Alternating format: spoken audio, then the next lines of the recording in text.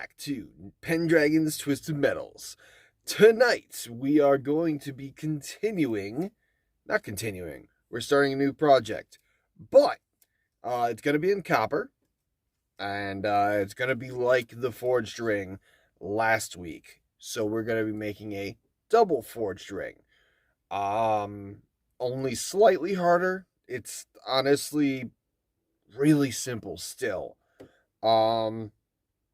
And we're going to make a few modifications because I know that the forged ring last week we measured at 3/4 the size it should be, and I think the right one is half the size it should be because we went a little bit over the size that we were trying to go for.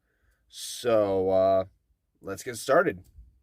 All right, so this time we are going to be doing 2 rings instead of just the one because we're doing a double forged ring.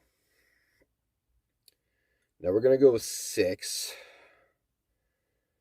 because like I said, we were going for the 12 and we ended up going a little bit past the 12. So I think doing half is going to be good. So we'll go like 6.5, something like that, yeah.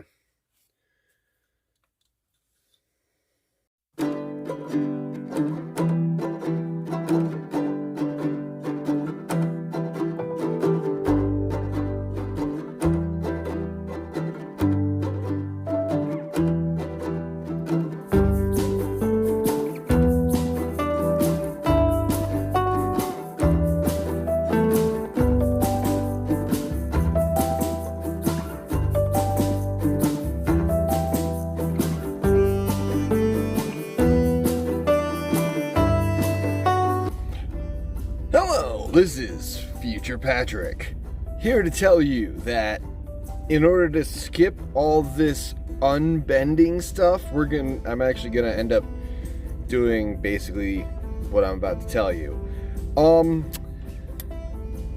Just measure with masking tape. Masking tape is like jewelry's best friend. You can literally measure out anything. You can draw on it, cut out what you draw. Masking tape is the best. I do not have any. But in all seriousness, just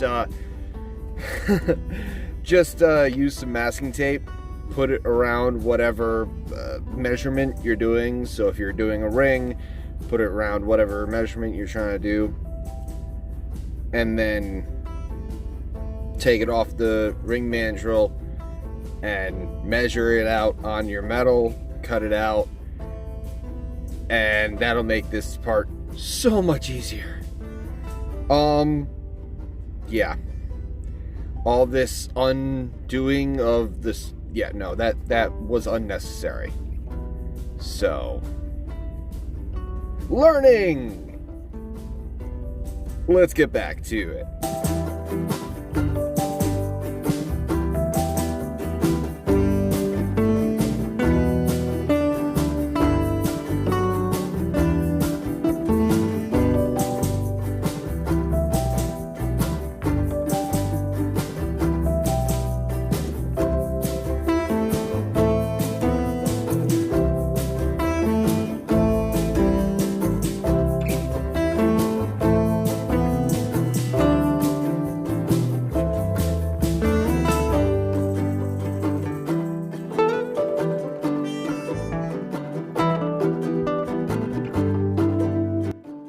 So here we bound the 2 pieces together. I did slightly flatten them to make them a little easier to stay together, and then we're going to solder them.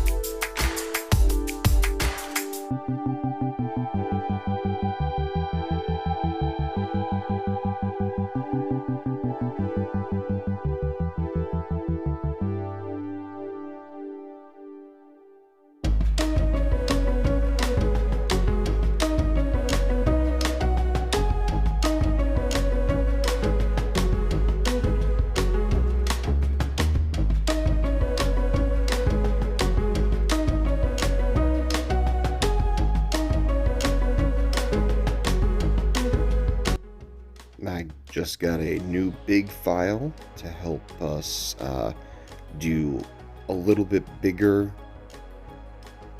and more of a harder cut, so that things like this will be a little bit easier. But yeah, once the two pieces are soldered together, we're just going to get them together and make sure that it's flat.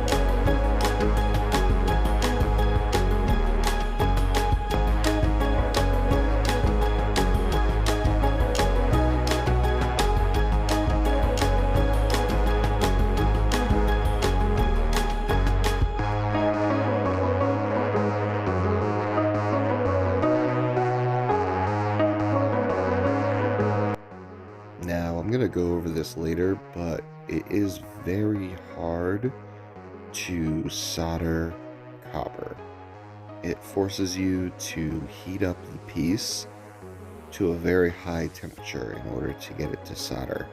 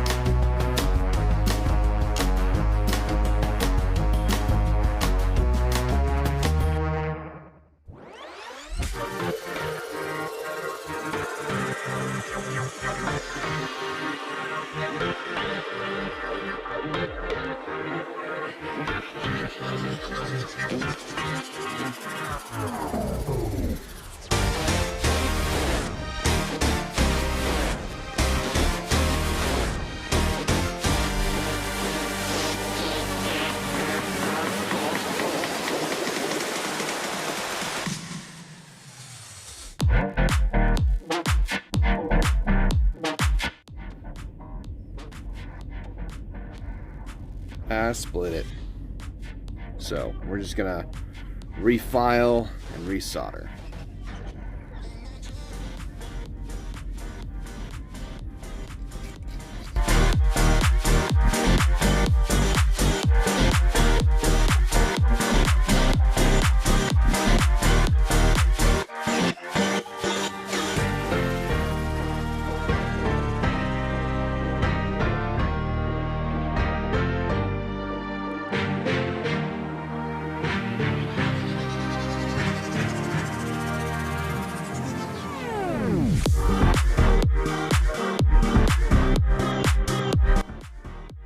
Alright, so as we can see, it's a fairly good seam. It's a little bit kicked back on the right there. But this should solder very well. And I still didn't get it up to high enough temperature. Copper is very finicky. You need to make sure that you heat the entire piece to basically where it's all glowing, and even then you'd still need to do a very long heat on the actual part that you're soldering, so it's not very nice, especially a thicker piece like this, to be able to solder.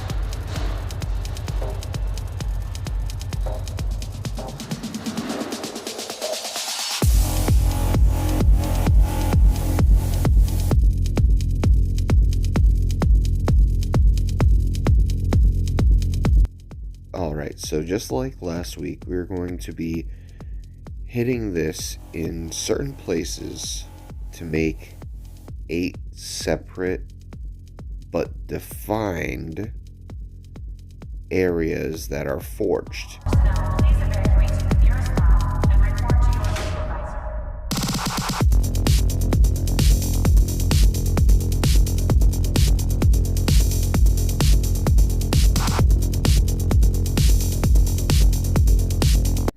Alright, well, now that soldering job was a little bit embarrassing, not gonna lie. I had to actually, resolder that for the 3rd time.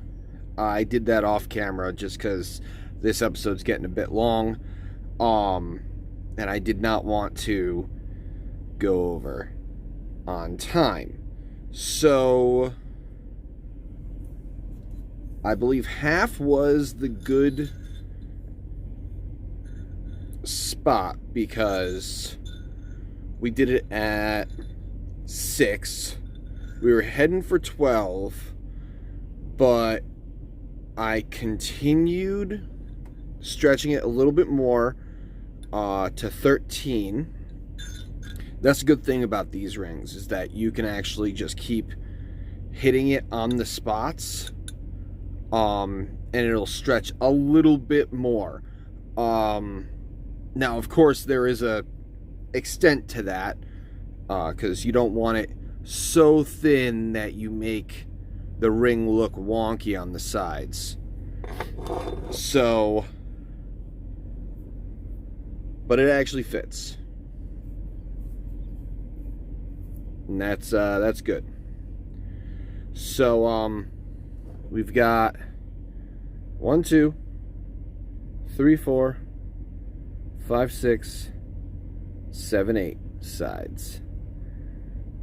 And then the next one is that seam one that we started on with. So this came out really good. I really like it. I hope you guys learned a lot when making this. Copper is one of those metals. The reason that the seam was a little bit wonky, copper you need to heat a lot in order to get it to soldering temperature. Silver doesn't really do that.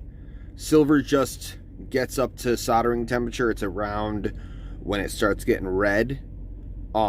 It's soldering. But copper, you need to heat the entire piece red, not just the area. It's really weird, but that's what it needs. Copper is very, very hard to solder because of that. So, just keep that in mind, soldering copper, that it's a little bit difficult to solder. But this came out good. We finally got the seam done. And it's almost invisible, actually. I'm actually really glad about that. I'll post a picture. I'll put a picture up at the end. But I really hope that you enjoyed this episode. If you did, hit that like button. And if you really liked it, hit the subscribe button and the bell so then you get notified whenever I put out a video. I try to do 3 videos a week, 2 lives, the Knitting with Metal, and of course this episode, which is the Pendragon's Twisted Metals, and that's the jewelry.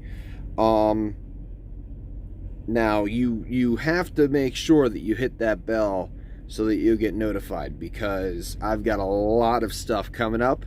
I actually just got a lot of new equipment, so that's going to be good. We're not going to be using these soon.